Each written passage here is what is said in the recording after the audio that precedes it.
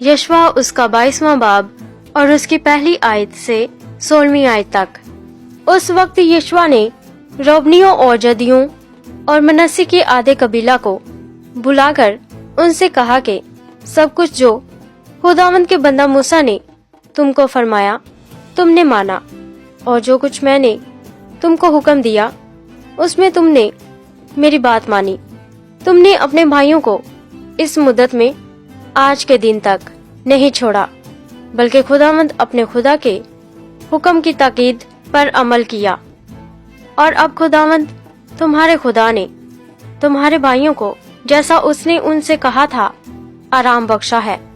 सो तुम अब लौटकर अपने अपने डेरे को अपनी मिरासी सरजमीन में जो खुदावंद के बंदा मूसा ने यरदन के उस पार तुमको दी है चले जाओ। फक्त उस फरमान और शरह पर अमल करने की नहायत एहतियात रखना जिसका हुक्म खुदावंद के बंदा मूसा ने तुमको दिया कि तुम खुदावंद अपने खुदा से मोहब्बत रखो और उसकी सब राहों पर चलो और उसके हुक्मों को मानो और उससे लिपटे रहो और अपने सारे दिल और अपनी सारी जान से उसकी बंदगी करो।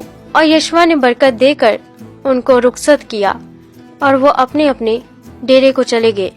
मनस्सी के आधे कबीला को तो मूसा ने वसन में मिरास दी थी, लेकिन उसके दूसरे आधे को यशवा ने उनके भाइयों के दरमियान यरदन के इस पार मगरिब की तरफ हिस्सा दिया।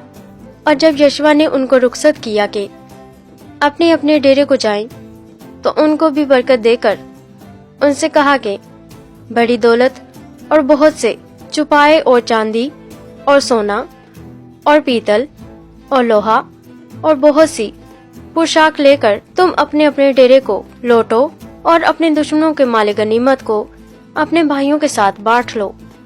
तब बनी रोबन और बनी जद और मनस्सी का आधा कबीला लौटे, और वो बनी इसराइल के पास से सैला से जो मुल्क केनान में है रवाना हुए, ताकि वो अपने मिरासी मुल्क जलाद को लौट जाएं, जिसके मालिक वो खुदावंद के उस हुक्म के मुताबिक हुए थे जो उसने मूसा की मार्फत दिया था। और जब वो यरदन के पास के उस मुकाम में पहुँचे जो मुल्क केनान में है, तो बनी रोबन और बनी जद और मनस्सी के आधे कबीला ने वहाँ यरदन के पास एक मज़बा जो देखने में बड़ा मज़बा था बनाया।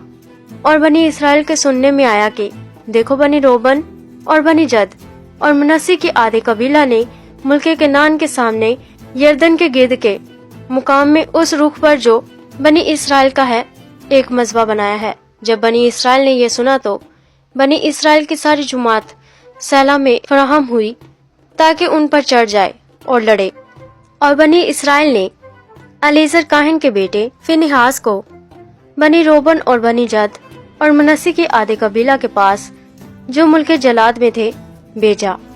और बनी इसराइल के कबीलों से हर एक के अबाही खानदान से एक अमीर के हिसाब से 10 अमीर उसके साथ किए। उनमें से हर एक 1000 दर 1000 इसराइलियों में अपने अबाही खानदान का सरदार था। सो वो बनी रोबन और बनी जद और मनस्सी के आधे कबीला के पास मुल्क जलाद में आए और उनसे कहा कि खुदावंद की सारी जुमात ये कहती है कि तुमने इसराइल के खुदा से ये क्या सरकशी की कि आज के दिन खुदावंद की पैरवी से बरगश्ता होकर अपने लिए एक मज़बा बनाया, और आज के दिन तुम खुदावंद से बागी होगे। आमीन।